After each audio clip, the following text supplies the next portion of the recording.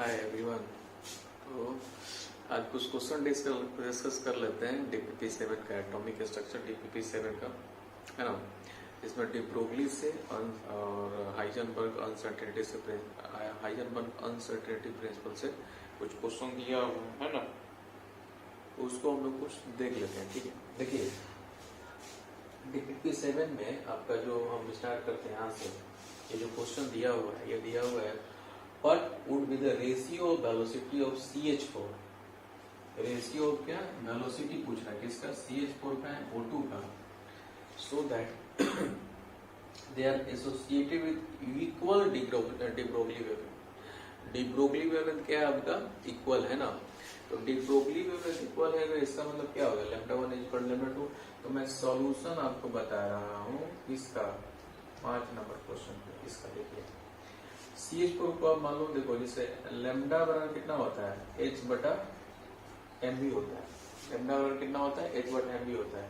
तो अगर हम lambda CH4 by lambda O2 अगर हम करेंगे, लैम्डा CH4 बटा लैम्डा O2 अगर आप करोगे तो क्या हो जाएगा, मास ऑफ वेलोसिटी का ये इनवर्सली प्रोपोर्शनल है। इधर आ जाएगा mass of O2 velocity of O2 divided में कितना हो जाएगा, मास ऑफ CH4 और ये हो जाएगा वेलोसिटी ऑफ क्या, CH4। तो हम यहाँ से देखिएगा क्या दिया हुआ है कि इनका जो डी ब्रोगली वेवलेंथ है वो क्या है, इक्वल है। तो डी ब्रोगली वेवलेंथ इक्वल है तो ये दोनों बराबर हो गया, दोनों कट के कितना हो जाएगा, 1 के बराबर हो जाएगा।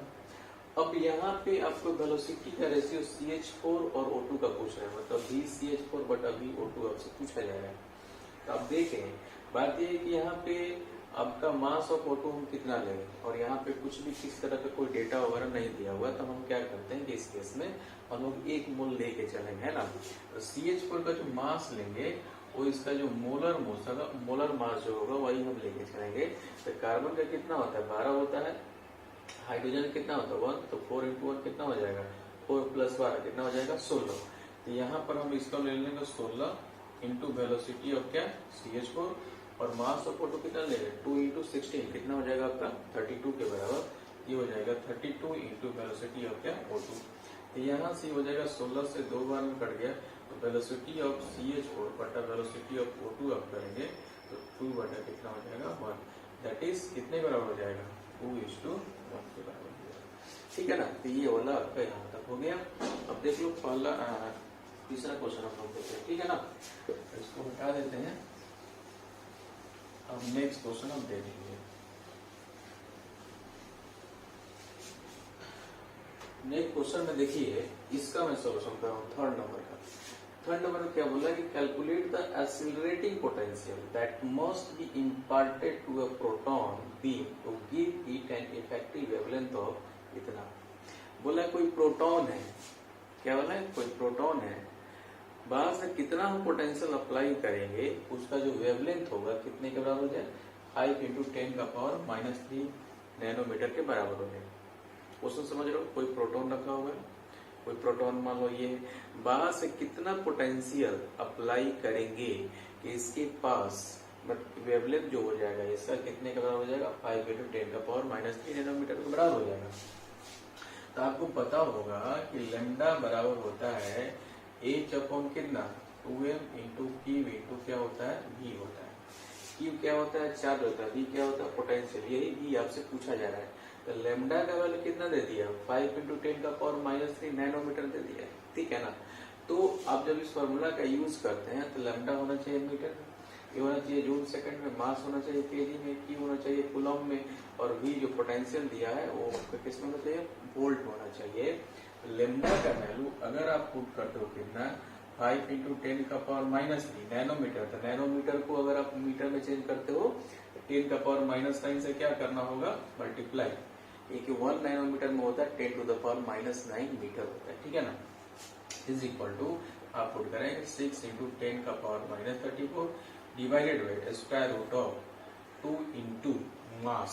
प्रोटॉन का जो मास होता है कितने के बराबर होता है, आपका क्या दे दिया, प्रोटॉन दे दिया। प्रोटॉन का जो मास होता है केजी में आपको लेना है, प्रोटॉन का मास होता है 1.67 10⁻⁻27 केजी होता है, और जो चार्ज होता है प्रोटॉन पे होता है 1.6 into 10⁻⁻19 इंटू कितना हो जाएगा V।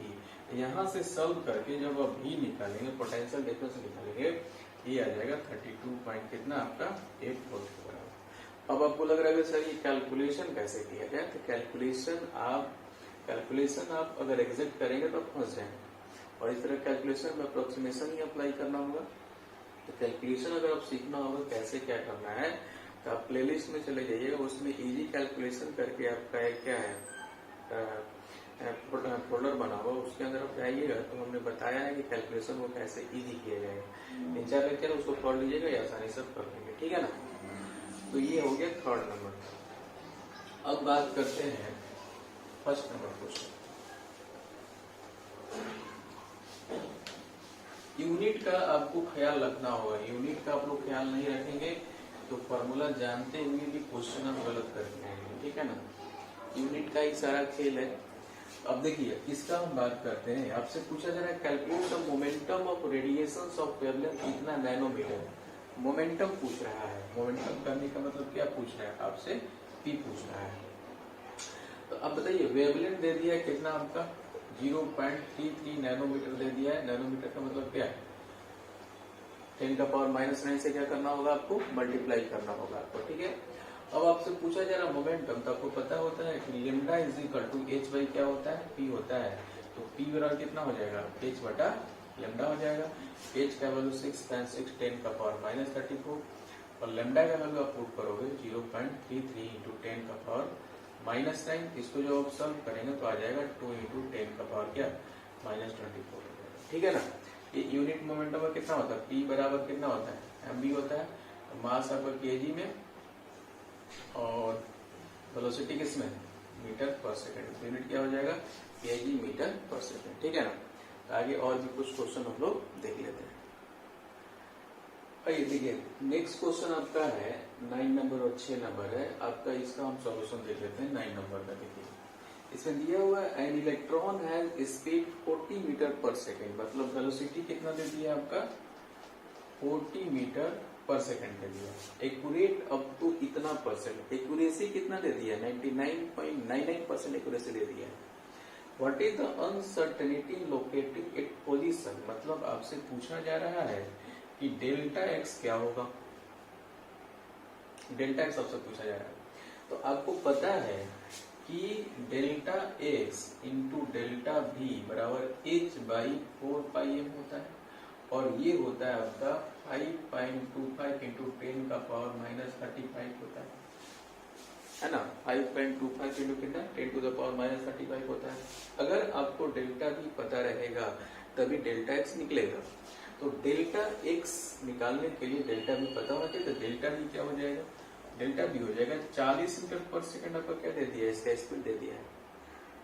और आपको ध्यान रखना होगा ये एक्यूरेसी दे दिया है 99.99% क्या दे दिया, एक्यूरेसी दे दिया है। तो इन एक्यूरेसी क्या हो गए, इन एक्यूरेसी के लिए 100 में से इतना माइनस करना होगा। तो 100 में से 99.99 आप माइनस करोगे, ये हो जाएगा कितना 0.01। अब इसका इतना आप परसेंट निकाल लीजिए, तो 40 गुना 0.01 बटा कितना हो जाएगा 100।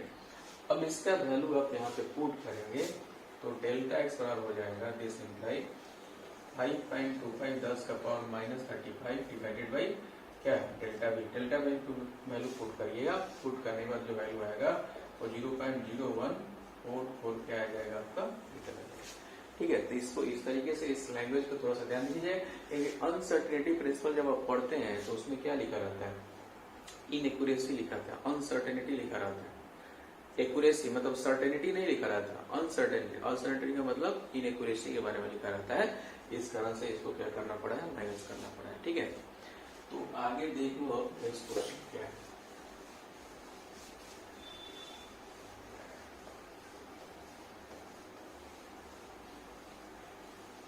देखिए आपसे पूछा जा रहा है find out the number of waves made by a bore electron in one complete revolution. अगर एक कंप्लीट रिवॉल्यूशन हो रहा है थर्ड ऑर्बिट में, तो नंबर ऑफ वेव्स पूछा जा रहा है कितना होगा। तो नंबर ऑफ वेव्स के लिए एक फॉर्मूला होता है 2πr = क्या होता है n लैम्डा। 2πr में क्या होता है, 2πr में एक कंप्लीट रिवॉल्यूशन हो जाएगा क्या, 2 पाई आर का मतलब क्या, ये जो सर्कल आपका है जो उसको हम लोग ऑर्बिट बोलते हैं, अगर इसका रेडियस आर है तो सरकमफेरेंस क्या हो जाएगा, 2 पाई आर के बराबर हो जाएगा। तो वन कंप्लीट रिवोल्यूशन का मतलब डिस्टेंस कितना हो जाएगा, 2 पाई आर हो गया। ठीक है, तो एन जो होता है यहाँ पे नंबर ऑफ रिवोल्यूशन होता है, या इसी को हम लोग क्या बोलते हैं, ऑर्बिट नंबर बोलते हैं। तो एन जो होता है वही क्या हो जाएगा आपका, नंबर ऑफ वेव्स हो जाएगा। इस कारण से इस फॉर्मूला में जो ऑर्बिट नंबर दिया हुआ है वही आपका आंसर हो जाएगा। इस कारण से number of force made by bore electron एक कंप्लीट रिवोल्यूशन में कितने का बराबर हो जाएगा, आपका एन, जिस ऑर्बिट में वो रिवॉल्व कर रहा है उसी ऑर्बिट के बराबर हो जाता है। ठीक है ना, तो एन बराबर कितना हो जाएगा आपका 3, तो आपका 3 आंसर हो जाएगा। ठीक है ना, आइए कुछ और क्वेश्चन देख लेते हैं। आइए देखते हैं, ये क्वेश्चन आपका दिया हुआ है, डिटरमिन द डीबीडब्ल्यू। डीबीडब्ल्यू मतलब यहाँ पर क्या है आपका, डी ब्रोगली वेवलेंथ निकालना है of electron emitted by a metal, emitted by a metal, metal से आपका जो आपका इलेक्ट्रॉन निकलना है उसकी बात की जाए। इमिटेड बाय अ मेटल वो थ्रेशोल्ड फ्रीक्वेंसी जितना, आपको देखिएगा थ्रेशोल्ड फ्रीक्वेंसी का मतलब न्यू नॉट आपको दे दिया है 2.25 into 10 का पावर 14 क्या हर्ट्ज दे दिया है। When exposed to a visible radiation of wavelength this, मतलब ये जो मेटल है, इस मेटल पे जो आपका रेडिएशन आ रहा है लाइट का, उसका जो वेवलेंथ दे दिया है 500 नैनोमीटर दे दिया है। लेमडा कितना दे दिया है, 500 नैनोमीटर। आप समझ रहे हैं बात, यहाँ पे जो आपका वेवलेंथ आ रहा है, यहाँ जो फोटोन आ रहा है उसका जो वेवलेंथ तो लेमडा है, और इस मेटल का जो थ्रेशोल्ड फ्रीक्वेंसी आपका इतना दे दिया है। ठीक है ना, आपसे बोल रहा है कि इसका डीबीडब्ल्यू क्या होगा, है ना। तो डीबीडब्ल्यू निकालने के लिए हमारे पास जो फॉर्मूला है वो आपका H/2m क्या होता है, काइनेटिक एनर्जी होता है। तो जो इलेक्ट्रॉन यहाँ से निकलेगा उसकी काइनेटिक एनर्जी की बात की जा रही है। तो देखिए कैसे निकालेंगे, हमने आपको बताया कि फोटोन एनर्जी इक्वल टू होता है I नॉट प्लस क्या, काइनेटिक एनर्जी, और फोटोन एनर्जी यहाँ पे देखो 500 नैनोमीटर में, तो नैनोमीटर में है तो उसके लिए हमने बताया है कि आप क्या करोगे, 1240 बटा लेमडा नैनोमीटर में रखेंगे अगर आप, तो ये कितना हो जाएगा, इलेक्ट्रॉन वोल्ट में आ जाएगा, इलेक्ट्रॉन वोल्ट में आएगा। लेकिन जब यहाँ पर हम पुट करेंगे फाई नॉट का वैल्यू कितना होता है, एच न्यू नॉट, ये होगा कितना, H new not plus kinetic energy. तो यहाँ पर न्यू हर्ट्ज में दे दिया है, तो हर्ट्ज में दे दिया है तो क्या आ जाएगा, ये आ जाएगा जूल में, लेकिन यहाँ है क्या, इलेक्ट्रॉन वोल्ट में। तो यूनिट क्या करना होगा, हमको सेम रखना होगा।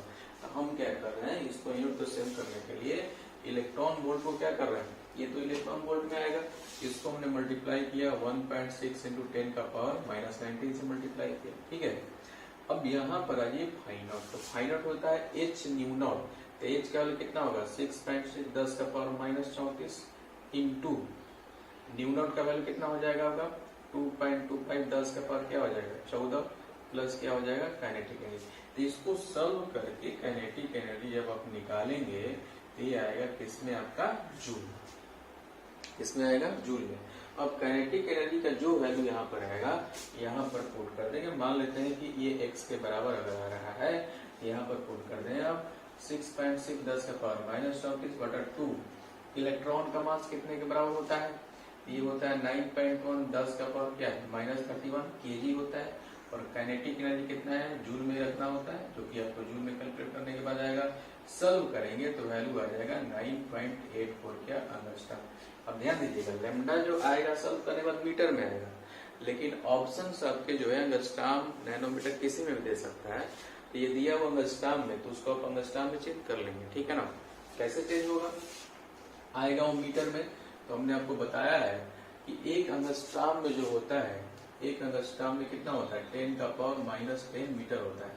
तो जब मीटर से अंगस्ट्रॉम जाएगा तो 10 का पावर -10 से क्या करना होगा, डिवाइड करना होगा। देखो अंगस्ट्रॉम है और ये क्या है, मीटर है। तो मीटर से जब अंगस्ट्रॉम जाओगे तो 10 का पावर -10 से क्या करना होगा, डिवाइड करना होगा। लेकिन अंगस्ट्रॉम से मीटर जाओगे 10 का पावर -10 से क्या करना होगा, मल्टीप्लाई करना होगा। ठीक है, तो इस तरीके से इसको अप्लाई करेंगे, आंसर आ जाएगा। ठीक है, बाकी और देखते हैं बाद में क्या हो सकता है। ठीक है, ओके।